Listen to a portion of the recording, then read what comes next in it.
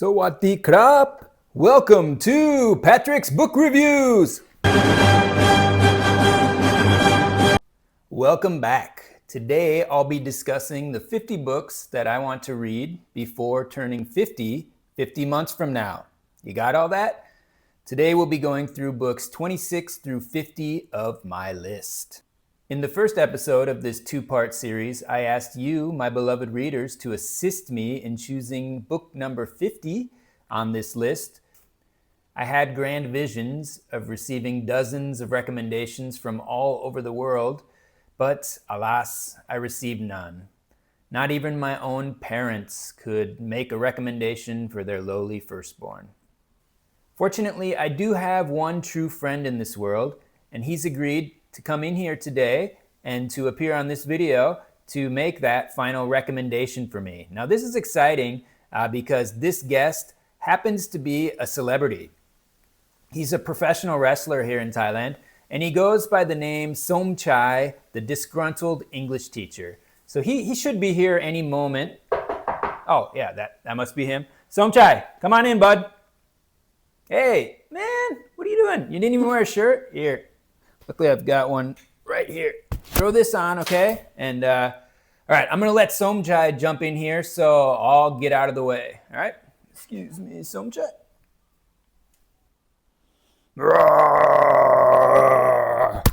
Sawadee krap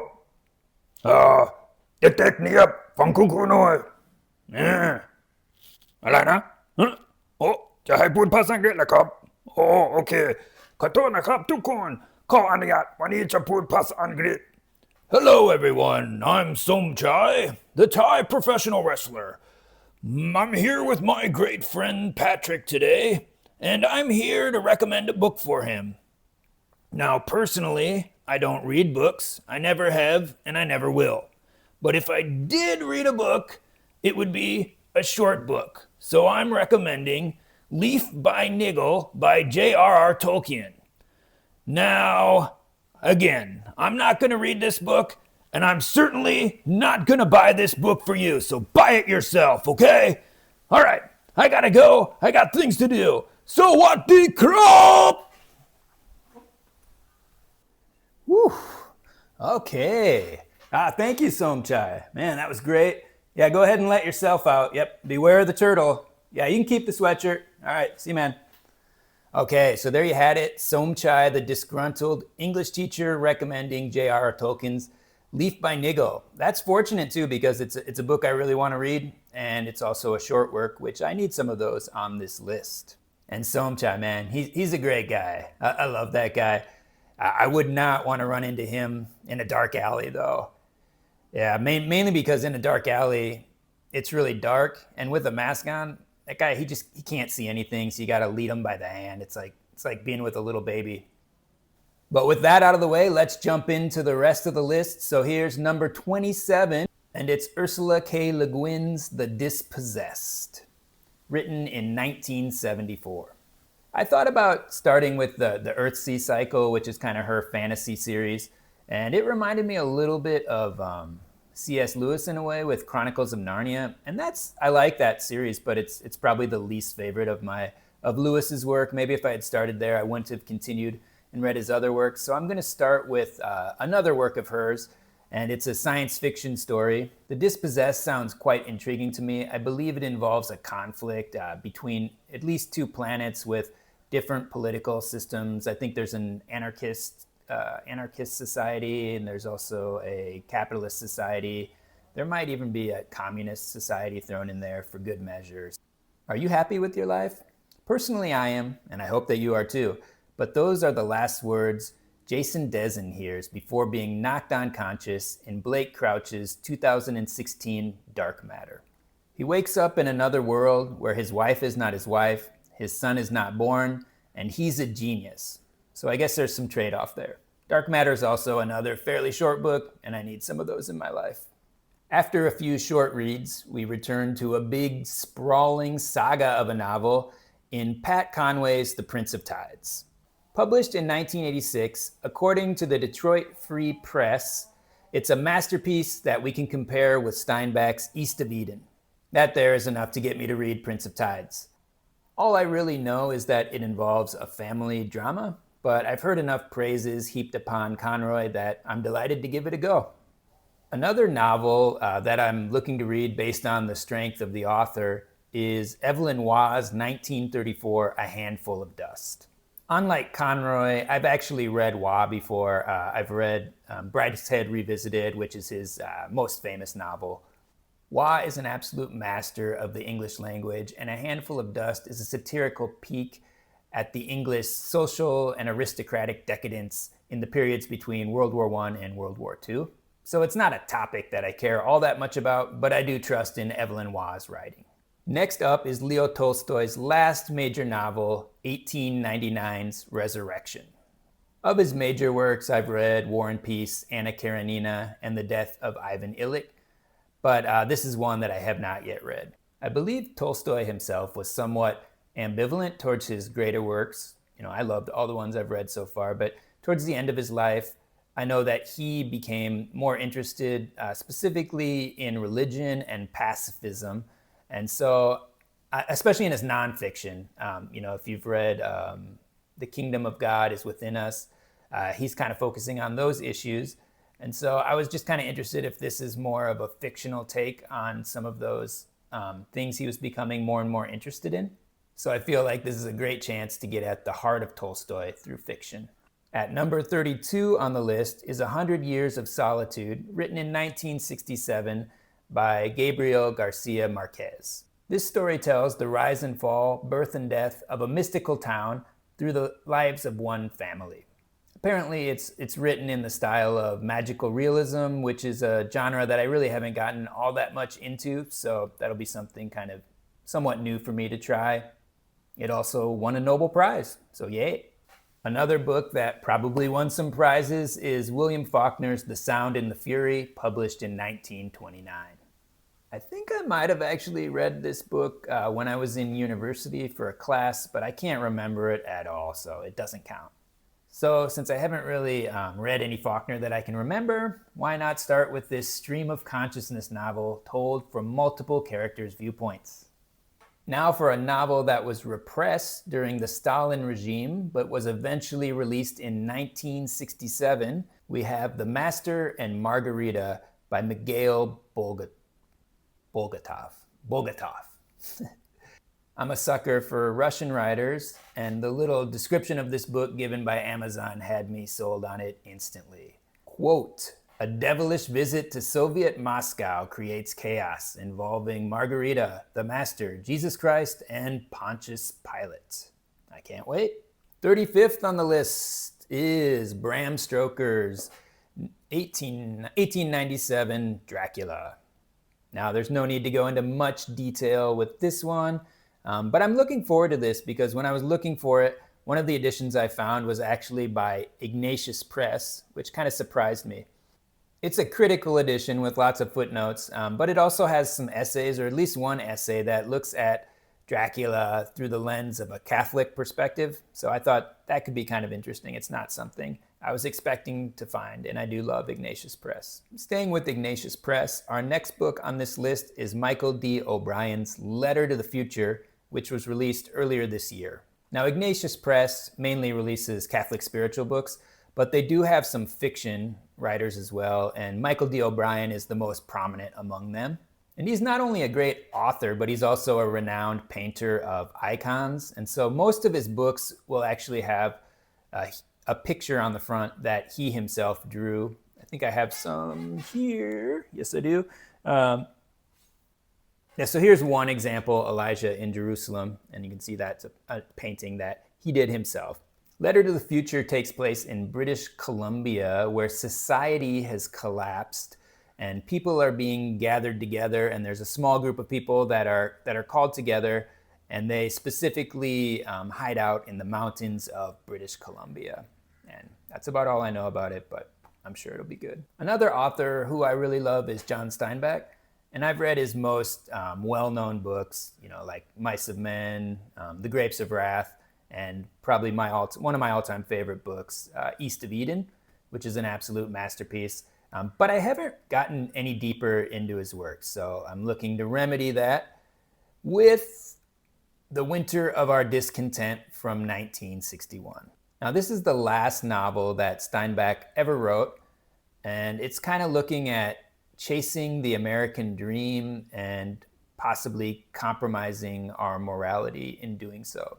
And the reason I chose this book is partly because it is his last novel, and so I do kind of want to see what his final word was on his writing. Next is A Prayer for Owen Meany, written by John Irving and published in 1989. Now, I've never read any Irving before, so I considered beginning with Cider House Rules or The World According to Garp, but I decided on A Prayer for Owen Meany based on the kind of description I read of the book, which I'll read now. In the summer of 1953, two 11-year-old boys, best friends, are playing in a Little League baseball game in Gravesend, New Hampshire. One of the boys hits a foul ball that kills the other boy's mother.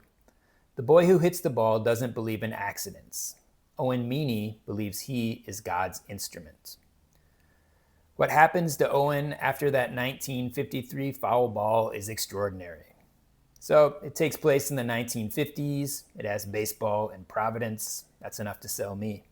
Another author who I've yet to read is Salman Rushdie. Since Midnight's Children is potentially his most highly regarded work, I just went with that. It's the story of a boy who lives during the time of India's independence, and I guess he's endowed with magical gifts. At number 40, we've got Charles Dickens with A Tale of Two Cities, published in 1859. This, of course, is the tale of the French Revolution, split between two cities, Paris and London. Recently, I finished reading Bleak House, and I also fairly recently read David Copperfield, and I really loved both of those novels. In the more distant past, maybe a little more than 20 years ago, I know I read Great Expectations and Oliver Twist, but that was a long time ago. So I'm looking forward to reading a lot more Dickens, and Tale of Two Cities just sounds pretty cool based on, the historical setting. Following Dickens, we move on to James Joyce with 1916's A Portrait of an Artist as a Young Man. All I've really read of Joyce are some of his short stories that were in Dubliners, but I didn't even finish that book, so this seemed kind of like a logical starting point with Joyce, and I know this is one of his more accessible novels. It's the story of a young artist living in the early 1900s in Ireland, and he's challenging some of the social and religious conventions of that time. And if this novel is palatable, I would kind of like to read Ulysses someday, but there's no way I hate myself enough to ever try reading Finnegan's Wake. To complement the works of epic poetry that I mentioned in the first video when I was talking about like Dante and Milton, I plan on reading Goethe's Faust. It's about a scholar who makes a pact with the devil and travels to the past in search of Helen of Troy. So it has obvious tie-ins with the Iliad, which intrigues me. I'll follow Goethe with yet another author I've never read in Ray Bradbury, with his 1951 dystopian masterpiece, I guess. I don't know, I'll see once I read it, but Fahrenheit 451. I think most people are probably familiar with this book. It involves book burning and censorship, which are evergreen topics. And also, I think it'll compare nicely to 1984 and Brave New World, which I also plan on finishing Brave New World, and I've already read 1984. Next is a writer who I've actually seen compared to Ray Bradbury, and I think this book was actually written in the same year as Fahrenheit 451 or 451, and I'm referring to Clifford D. Simak and the dystopian sci-fi novel City. Simak was actually born in a small town in Wisconsin, as was my mother, who hasn't yet watched my last video. And he also worked for the Minneapolis Star-Tribune in Minneapolis, of course, where a city I've lived in and my parents currently live in. So that kind of interested me right away in Simak. But it's really the premise of this book that piqued my curiosity. Earth has been abandoned by humanity for thousands of years, but not before they altered the physiology of dogs, giving them human-esque intelligence and language abilities. All is well with the pacifist canines until a warlike species called man returns to Earth. I'm the kind of guy who might have 5 dogs living at his home right now, so I really can't wait to dig into this one. Let's just stay in the 1950s sci-fi genre featuring rather ridiculous premises with The Day of the Triffids by John Wyndham. Everyone's worst nightmare, a meteor shower that leaves most of humanity blind and completely at the mercy of 7-foot-tall carnivorous plants called triffids. Enough said. We'll now shift from carnivorous man-eating plants to the more docile crops that keep us alive in Willa Cather's O Pioneers. This 1913 novel focuses on a family of Swedish immigrants who are farming in the prairies of Nebraska. A hardworking oldest daughter is determined to keep the family together in the face of many hardships. This is book 1 of a trilogy, and I'm reading this book based on the strength of another book of hers that I recently read called Death Comes to the Archbishop, which was absolutely beautifully written and a book that I greatly enjoyed. The next book is the last work of fiction that I've yet to read from C.S. Lewis, but it's actually his first ever novel, and it's called Pilgrim's Regress, written in 1933. This is an allegorical take on Bunyan's Pilgrim's Progress, looking at Lewis's own search for meaning and spiritual substance in his own life, which eventually led to his famous conversion to Christianity. Next up is a great American writer that I've never read in Nathaniel Hawthorne, and so I figured I'd just start with Scarlet Letter, since that's probably his most famous work. It's supposed to be a masterpiece of sin, guilt, and revenge set in puritanical 17th century New England. Plus, he was friends with Herman Melville, so how bad can he be? Our penultimate book comes from a contemporary of Hawthorne's in James Fenimore Cooper. I did once read Last of the Mohicans, but I'd like to take a stab at the 5-book Leatherstocking series, and so I will begin with The Deerslayer. It was the last novel that Cooper ever wrote, and it was written in 1841, but chronologically in the series, it actually comes first. Plus, it's an awesome name for a book. Finally, we'll end this list with a book I know almost nothing about, with 1973's Gravity's Rainbow by Thomas Pynchon. I know that it's set in the time period of World War II, and I think it's one of those books that people either love or hate. It's supposed to be a somewhat difficult read, and I've seen it compared to both Pale Fire and Ulysses. I've read Pale Fire, and I thought it was pretty good.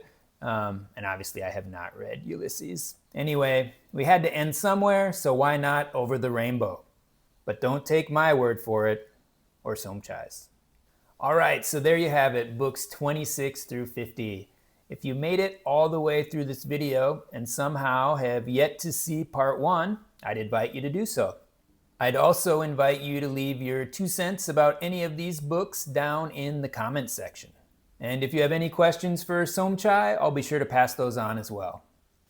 Thank you for watching Patrick's Book Reviews. I'll see you next time.